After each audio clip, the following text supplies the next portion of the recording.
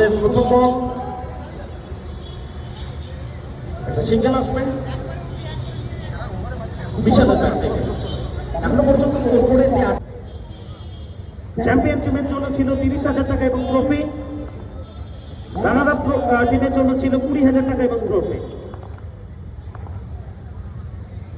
হিম্মত সিং, নতুন ওভারের প্রথম বল সেটা যাবে দর্শক গ্যালারিতে, দিয়ে যাবে 6-6টা দর্শনীয় ওভার বল। করবেন রিশু আরো একবার নিজেকে প্রমাণিত করতে হবে, চেষ্টাটা করবেন। একটা ভালো পার্টনারশিপ সব থেকে বেশি প্রয়োজন এখানে।